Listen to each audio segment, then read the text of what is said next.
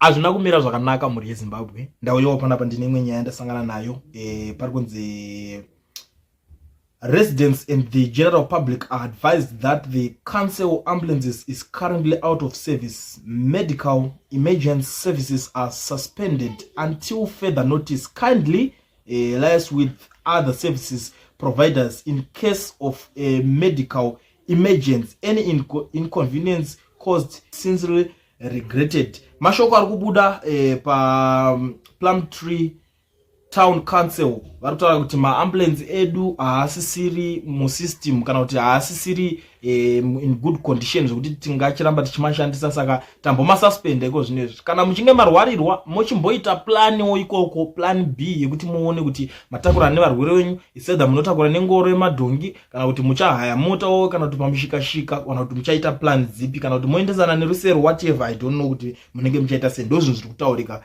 pa Plumtree necouncil yekoko kuti maambulance edu tambomabvisa paroad, tambomabvisa pamaservice. Ndo nyaya iripo iko zvinezvi. Asi vana veZimbabwe vari kunyunyuta, vari kupopota nekuda kwezvinhu izvozvo zviri kuitika. Vanhu havasi kufara. Kuona nyika ichizosvika pa the extent yekunzi maambulance abva atonzi adhakwa.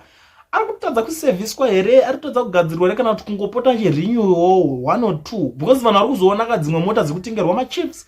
But machief matengerwa mota dzinoti dhure what more maambulance, kana ngotengawo tingoti makomboti kuti tinongosvika tichingoita tichingoti zvinhu zvinozotaurwa nevanhu zvakawanda hazvo hazvipere. But now ndiri kuzoona maZimbabweans zvimwe zvavari kutaura, vari kutiwo and you will see so-called Christians saying it is the will of God for someone to die. Most, if not all times, these are real world problems that require real world solutions. The Minister of Health must attend to this as quickly as possible. Urikuona nyaya imwe iripo pakutotanga kuto zvingodivide vamwe kanzi unozoona vanhu vanoenda kumachechi vari kuti hanzi mutemo waMwari kuti munhu anofanira kunge achifa, asi zvimwe zvezvo zvinofanira kunge zvichigadzirisika. Unoona pakuto vanhu vakuto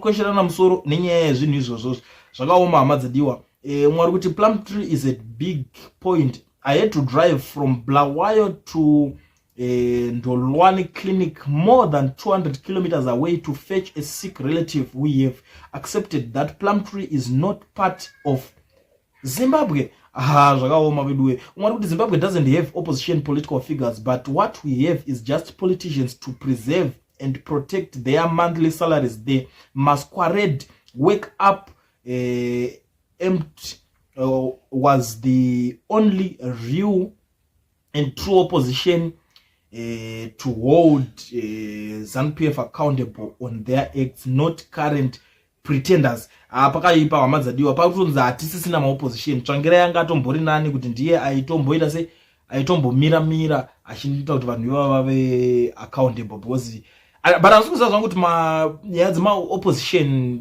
vari kuzopinda papi panyaya yekuzopera kwemaambulance, because I think nyaya dzikaita sedzidzi dzinofanirwa kunge dzichinanga direct kuti onaika vanhu vehurumende kuri kunzi maambulance aita maproblems, saka itai plan atiendai nyaya ishi yeikoko. But I don't know kuti vanhu vane maonera vanenge vachiita zvinhu zvese zvinopedzera zvakungoitwa se zvakungopinzwa, asi tichinongonzvenga. Ndo imwe nyaya inotizoitika yekuti munonge magovhiringidzwa nenyaya dzepropaganda dziya zvokuti mutanga kunzi isusu hedu, but it's your fault, it's your people. Mosara musisina venyu, because mukaona makungo ataka vacho vamunenge muchiti maopposition leaders, imimi vacho vachakunzwa isei zvichemo zvenyu, because munhu anokwanisa kuenda kunomira navo muparliament munhu anenge ari opposition, kana iwe usiri kufara ndizvinhu zviri kuitwa neruling.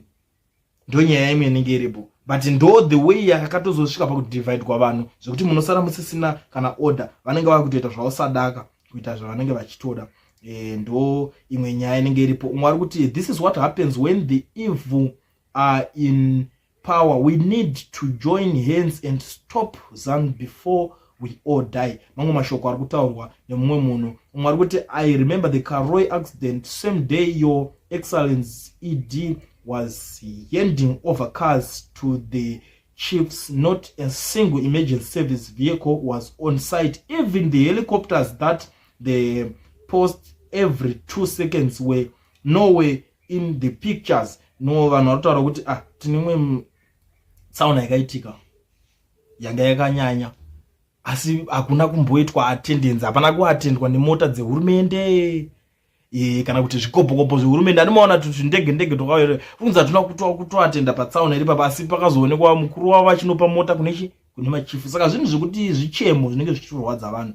Mwari kuti the same chief accepted those vehicles, yet they are losing ancestral land to this ED hooligans. Nothing is going to be done by ZANU-PF. Just imagine a kid grow up not knowing the tar road cause of a poor development. It's a disgrace, ZANU-PF. You know, zvizhinji zviri kutaurwa ende zvinhu zvinotaurwa tikada kuzvitedzera hedu hatizokwanisa kuzvipedza. But mhuri yeZimbabwe ndangoti ndiuye pano ndikuzivisei nyaya iripo iri kutaurika, kusazivawo kuti imimi muri kuionawo sei nyaya yepaplum trap yekunzi maambulensi ari kumbonzi ambomira maservices, vanhu maakuzviitira plani dzenyu mega nekanzo yeikoko. Munoionawo sei nyaya yehama dzadiwa?